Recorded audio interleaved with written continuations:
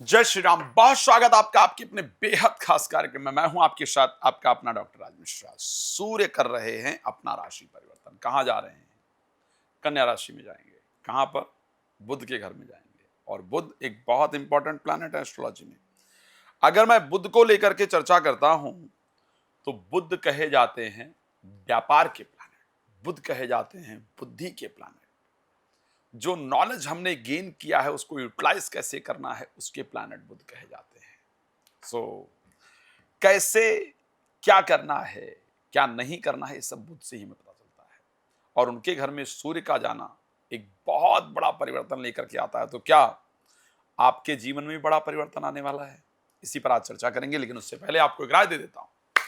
सूर्य change होंगे 16 of सितंबर को change करेंगे राशि और 17 ऑफ अक्टूबर तक रहने वाले हैं।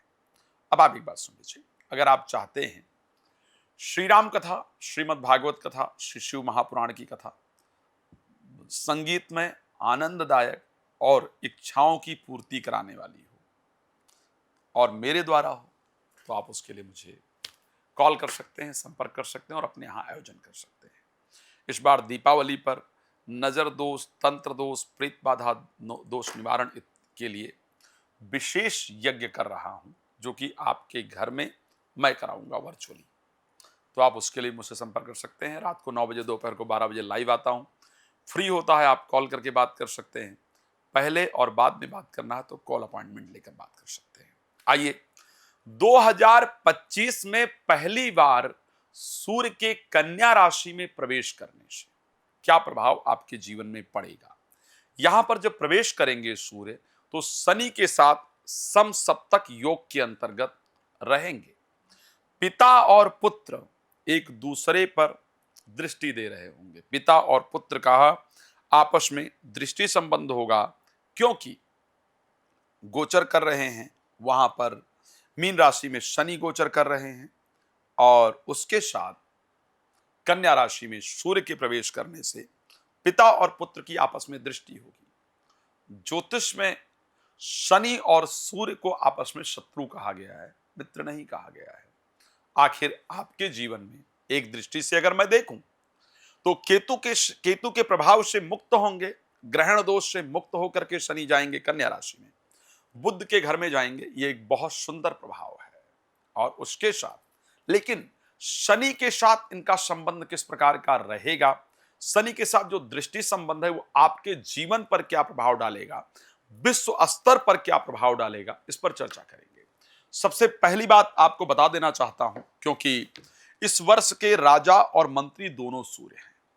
सूर्य का एक एक परिवर्तन, एक एक डिग्री का परिवर्तन हमारे जीवन में बहुत महत्वपूर्ण प्रभाव डालता है। अब अगर मैं मेष राशि की बात कर लेता हूं, मेष में 6th हाउस में जाएंगे पंचम भाव के स्वामी होकर के। पंचम भाव संतान, विद्या, बुद्धि का घर है।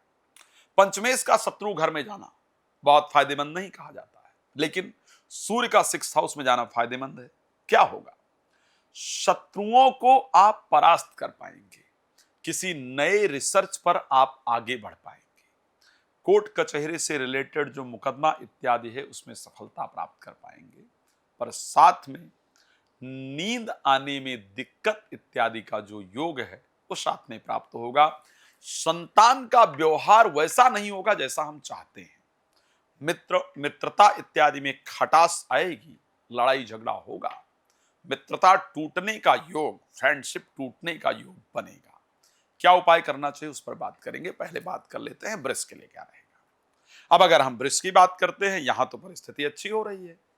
यहां तो चतुर्थ भाव के स्वामी होकर पंचम भाव में जा रहे हैं, लेकिन शनि के साथ दृश्य संबंध में होंगे। एक तो बुद्धि तेज, प्रॉपर्टी इत्यादि से रिलेटेड जो मामले हैं उनमें दिक्कतें जो चल रही थी उसको सॉल्व करने वाले होंगे। प्रॉपर्टी बेचने खरीदने से पैसा भी आएगा। बुद्धि इस प्रकार काम करेगी कि जो शत्रु अब तक परेशान कर रहे थे उनको हम परास्त भी कर पाएंगे। लेकिन महिलाओं, स्पेशली वो महिलाएं जो प्रेग्नेंट हैं, उनको जरूर ध्यान देना होगा। प्रेग्नेंट महिलाओं की प्रेगनेंसी में दिक्कत का योग है। दूसरी चीज, क्योंकि पंचम भाव पुत्र है, पुत्र और पिता के संबंधों में इस टाइम पर थोड़ा गड़बड़ी पैदा करेंगे। उस पर एक बार हम चर्चा जरूर करेंगे और आपको बताएंगे। मिथुन राशि में आ जाते हैं, जहां पर चतुर्थ भाव के अंतर्गत जाएंगे तृतीय भाव के स्वामी होकर के। यहां पर क्या करने वाले हैं, जो लोग गांव, जिला, प्रदेश, देश से बाहर जाना चाहते हैं, उनकी यात्रा के संयोग बन जाएंगे। जो लोग स्थान परिवर्तन करना चाहते हैं, उस स्थान परिवर्तन का योग निश्चित रूप से बन जाएगा। नौकरी में बदलाव का योग बनेगा। उसके साथ साथ अगर प्रॉपर्टी से रिलेटेड या वाहन से रिलेटेड कोई मामला कोर्ट कचहरी में चल रहा था, तो मामला आपका सॉल्व हो जाएगा। और जो इस बीच में डेट पड़ने वाली है, वो डेट आपके फेवर में जाएगी। वहां आप देखेंगे कि जज द्वारा अप्रत्याशित डिसीजन आपके पक्ष में दिया जाएगा। लेकिन सीनियर्स के साथ उलझन रहेगी भाई।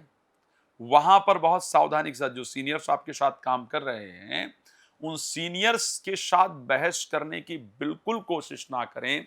बहुत सावधान, बहुत पोलाइट उनके साथ बिहेव करने की कोशिश करें, आपके लिए फायदेमंद रहेगा। अगर मैं आगे चलने का प्रयास करूं और मैं बात करूं कर्क राशि को लेकर के, कर्क राशि में थर्ड हाउस के अंतर्गत सूर्य का प्रवेश एस्ट्रोलॉजिकली बहुत बेहतरीन कहा जाता है। सेकंड हाउस के स्वामी का थर्ड हाउस में जाना फायदेमंद है। इन्वेस्टमेंट होगा, इन्वेस्टमेंट से लाभ होगा। अगर एंजाइटी में आपकी राशि कर्क है और आप एंजाइटी में हैं, डिस्ट्रैक्शन में हैं, फोबिया है, नेगेटिविटी है, पुरानी सोच बहुत परेशान कर रही है, तो इन सभी चीजों से आप बाहर निकल करके आएंगे। आपका कॉन्फिडेंस लेवल वापस आएगा। आपके मन में प्रसन्नता रहने वाली है, नकारात्मकता खत्म होने वाली है।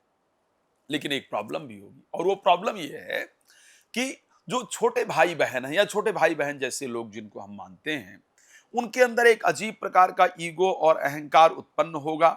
ईगो अहंकार उत्पन्न होने के कारण उनके साथ संबंधों में खटास आने का संयोग बनेगा। उसको सुधारना इंपॉर्टेंट है। बात कर लेते हैं राशि सिंह राशि कर्क को लेकर के क्या परिस्थिति होगी। सेकंड हाउस के स्वामी, क्षमा चाहूंगा, राशि कर्क हम बात कर चुके हैं, राशि सिंह की बात कर लेते हैं। आपके स्वयं के राशि स्वामी हैं, सेकंड हाउस में जाकर के गोचर करेंगे। सेकंड हाउस में गोचर करने के कारण सेकंड, एक तो परिवार के प्रति बहुत मोह बढ़ेगा, परिवार के साथ समय बिताने की इच्छा रहेगी। आपकी शब्द जो है, जो आपकी शब्दावली है, ध्यान रखिएगा, बड़ी बड़ी अट्रैक्टिव हो जाएगी। जो लोग सोशल मीडिया पर काम करते हैं, फिल्म इंडस्ट्री में काम करते हैं, मीडिया इंडस्ट्री में काम करते हैं, पॉलिटिकल इंडस्ट्री में काम करते हैं, या जिनका जो प्रोफेशन है वो स्पीकिंग से रिलेटेड है, ठीक है, ऐसे सभी लोगों के शब्दों में बहुत डिफरेंट चेंजेस आएगा। और वो चेंजेस आपको दिखेगा, आपके द्वारा बोली गई बात इत्यादि वायरल हो, या आपके द्वारा कही गई चीजें लोगों को काफी प्रभावित करें। आपके बातों से एक पॉजिटिव इंपैक्ट पड़ेगा और वो आपके लिए बहुत फायदेमंद होने वाला है। तो ये एक मुझे लगता है अच्छी चीज है। इंटरव्यू इत्यादि के अंदर सफलता प्राप्त होने वाली है। इन्वेस्टमेंट को लेकर के भी ये मौका बहुत बेहतरीन रहेगा, क्योंकि इस टाइम पर बुध का और सूर्य का राशि एक्सचेंज होगा। सूर्य जाएंगे बुध के घर में, बुध आएंगे सूर्य के घर में। ये एक्सचेंज बहुत शानदार है। तो फाइनेंस की अगर दृष्टि से देखें तो बहुत फायदेमंद है। लेकिन परिवार में सबके अंदर परिवर्तन आने से परिवार के अंदर हर व्यक्ति के अंदर एक डिफरेंट चेंज हो जाएगा। परिवार में हर व्यक्ति अपने शब्दों में ईगो को दर्शाएगा। वो एक प्रॉब्लमैटिक परिस्थिति है। पारिवारिक रिलेशन को सुधार करके रखना है और अपने शब्दों पर आपको बहुत कंट्रोल रखने का प्रयास करना है। एक बात और कह रहा हूं, इसको नोट कर लीजिएगा जो इंपॉर्टेंट है। 16 अक्टूबर से लेकर के और 16 सितंबर से लेकर के 17 अक्टूबर के बीच में अगर हम बात करें तो इस समय पर ऐसी परिस्थिति होगी कि आपके बाएं आंख के अंदर प्रॉब्लम निश्चित रूप से होगी। इसको ध्यान रखिएगा। तो हम बात कर लेते हैं, आगे चलते हैं और बात करते हैं कन्या राशि को लेकर के। कन्या राशि में आखिर क्या परिस्थिति रहने वाली है। कन्या राशि के अंतर्गत अगर देखा जाए तो आपके राशि में ही सूर्य का गोचर करना, आपके राशि में ही सूर्य का गोचर करना एक तो आपके प्रभाव को जरूर बेहतर करेगा। इसमें कोई दो राय नहीं है कि आपका एक इमेज अच्छी होगी। अच्छे लोगों से, बड़े लोगों से जान पहचान वाले लोगों से आपके संबंध बढ़ेंगे। लेकिन इस टाइम पर जो अंदरूनी इच्छा है, मैं जो कह रहा हूं उसको ध्यान रखिए, नोट कर लीजिए, महसूस कीजिएगा, मुझे बताइएगा। ये समय बता रहा हूं, से सितंबर 17 से लेकर के, क्षमा चाहूंगा, 16 ऑफ सितंबर से लेकर के 17 ऑफ अक्टूबर के बीच में, इस बीच में आपके मन में बहुत सारे विचार, मतलब मुझे ये प्राप्त नहीं हुआ, मैं इसके लायक था, इसके लायक थी, ये प्राप्त होना चाहिए था, ये मुझे प्राप्त नहीं हुआ, मैं जीवन में अभी तक कुछ नहीं कर पाया हूं, कुछ नहीं कर पाई हूं, मेरा लोग अपमान कर रहे हैं, मुझे रिस्पेक्ट नहीं मिली है। इस प्रकार की चीजें आपके मस्तिष्क में बार बार आएंगी और आपको परेशान करेंगी। इस समय पर एक एक तरफ अच्छा है कि लोगों से रिलेशन अच्छे होंगे, लेकिन दूसरी तरफ परिस्थिति ये होगी कि रिलेशन जो अपने पारिवारिक लोग हैं, जो नजदीकी लोग हैं, उनके साथ खराब होंगे। बाल झड़ने की समस्या से इस टाइम आप जरूर ग्रसित रहेंगे, मेरी बात को नोट करके रखिएगा। और हाँ, स्टार्टिंग के 2-4 दिन बुखार इत्यादि के संयोग भी इस राशि में दिख रहे हैं। चलिए तुला राशि को लेकर के बात कर लेते हैं, जहां पर 12th हाउस में 11th हाउस के स्वामी गोचर करेंगे। इनको सावधान रहना होगा। सावधानी किस प्रकार की, एक चीज बता रहा हूं, अगर कोई कोर्ट कचहरी से रिलेटेड मामला है तो आपके पक्ष में होगा, उसका डिसीजन बड़ा अच्छा आएगा। लेकिन शेयर मार्केट, लॉटरी, सट्टा, जुआ इत्यादि में कोई पैसा नहीं लगाना है। पैसा कोई ब्याज पर मांगने आ रहा है तो बहुत ही नजदीकी है, जिसको दे करके हम चाहेंगे कि दे या ना दे, फर्क ही नहीं पड़ता है, तो ही उसको देंगे, अन्यथा फाइनेंशियल लॉस आपके लिए सूर्य देने जा रहे हैं। बी केयरफुल, सूर्य को जल जरूर रोज देते रहिए। बात कर लेते हैं वृश्चिक राशि को लेकर के, जहां पर 11th हाउस में सूर्य का होना और 10th हाउस के स्वामी का होना शानदार है। शेयर मार्केट, लॉटरी, सट्टा से लाभ तो होगा ही, जो काम किया था उसके जो पैसे आपके रुके हुए थे वो पैसे आपके मिल जाएंगे। जिन लोगों के साथ काम किया था, कुछ लोग थे मिसअंडरस्टैंडिंग के कारण संबंध इत्यादि खराब हो गए थे, टूट गए थे, वो संबंध दोबारा बनेंगे। काम छूट गया था कंपनी का, वो दोबारा आपको मिलेगा और आपको फायदा होने वाला है। तो ये कंडीशन आपके लिए फायदेमंद है। अगर हम बात कर लेते हैं राशि धनु को लेकर के, यस, ये भी एक अच्छा परिस्थिति है। 10th हाउस के अंतर्गत आकर के सूर्य का गोचर करना, अगर सरकारी क्षेत्र में कोई रुका हुआ कार्य है तो उसको बनाने वाला होगा। जो प्रमोशन इत्यादि रुका हुआ था वो प्रमोशन कराने वाला होगा। नई नौकरी के लिए जो सर्च कर रहे हैं वो दिलाने वाला होगा। लेकिन एक बात ध्यान रखिएगा, सूर्य 10th हाउस में आकर के आपको आपके अधिकार की प्राप्ति कराएंगे। जो बच्चे गवर्नमेंट जॉब के लिए बहुत दिन से प्रयास कर रहे हैं और नहीं हो रहा था, रिजल्ट आने वाला है तो पक्ष में आएगा, और इस बीच में कोई पेपर हुआ तो वो भी आपके पक्ष में आएगा। लेकिन एक बात ध्यान रखना, ध्यान का रखने वाला है, नौकरी कर रहे हैं तो या व्यापार कर रहे हैं तो उलझिए मत, साथ में काम करने वालों से बिल्कुल मत उलझिए, सीनियर से मत उलझिए, नहीं तो 10th हाउस में सूर्य इतना इगोइस्टिक बना देते हैं सीनियर को ना, कि उनके दिल पर आपकी कही हुई अच्छी बात भी लग जाती है और वो आपको निकालने के लिए सारे षड्यंत्र कर लेते हैं। तो इसलिए प्लीज बी केयरफुल, उलझिए मत। ओके, चलिए मकर राशि के अंतर्गत बात कर लेते हैं, जहां पर 9th हाउस के अंतर्गत होंगे। धर्म को लेकर के कट्टर होने से आपको बचने की आवश्यकता है, धार्मिक चीजों को लेकर के। हाँ, एक बात और कह रहा हूं, बिल्कुल ध्यान से सुन लीजिए मकर राशि के अगर आप हैं, आप इस बीच में कुछ नया सीखना शुरू करने वाले हैं ही। कोई नया कोर्स आप स्टार्ट करें कि ये मेरी प्रोफेशनल लाइफ के लिए अच्छा होगा, ये मुझे करना ही चाहिए, इसके करने से मुझे रिजल्ट अच्छा मिलेगा। अपने प्रोफेशनल लाइफ को और बेहतर बनाने के लिए, अपने स्टेटस को और बेहतर करने के लिए आप कुछ नया इस बीच में सीखना शुरू करेंगे। इस बीच में आपको अपने स्वाभिमान को लेकर के भी चिंता रहने वाली है कि मुझे स्वाभिमानी होना है, मेरे लिए इंपॉर्टेंट है, मुझे कोई ऐसे नहीं टॉर्चर कर सकता या मुझे कोई ऐसे नहीं परेशान कर सकता। इस प्रकार के स्वाभिमान की परिस्थिति भी आपके लिए होगी, तो ये कंडीशन आपके लिए रहने वाली है। चलिए बात कर लेते हैं मेरी सबसे पसंदीदा राशि कुंभ को लेकर के, जहां पर 7th हाउस के स्वामी 8th हाउस में जाएंगे। मैं जनरली इस राशि पर बहुत रिसर्च करता हूं और मैं सत्य कह रहा हूं, मैं बहुत चिंता करता हूं। मैं अपने परिवार की तरह, जब कोई प्लैनेट आपका खराब देखता हूं ना, तो मुझे अपने परिवार की तरह आपकी चिंता होती है। मुझे लगता है कि सबसे अधिक अगर व्यूअर्स मेरे हैं सबसे अधिक लाइक करने वाले, सबसे अधिक शेयर करने वाले, सबसे अधिक लोग मेरे साथ जुड़े हैं तो कुंभ राशि के हैं। और आपके लिए किसी प्लैनेट का खराब दिखना मुझे खुद को पीड़ा देता है। सूर्य आपके 8th हाउस में जा रहे हैं और 7th हाउस के स्वामी हैं। 7th हाउस एक बहुत इंपॉर्टेंट पार्ट है ज्योतिष का, जीवन साथी का पार्ट है, प्रेमी प्रेमिका का पार्ट है, 10th से 10th होने के कारण प्रोफेशनल लाइफ का पार्ट है। और उसका 8th हाउस के अंतर्गत चले जाना मुझे थोड़ा पीड़ादायक जरूर दिख रहा है। जीवन साथी के साथ अच्छा व्यवहार कीजिए, जीवन साथी का प्रॉपर देख रेख रखिए। इस समय पर जीवन साथी के साथ प्रॉब्लम होने का योग सूर्य बनाएंगे, इसलिए प्लीज टेक केयर।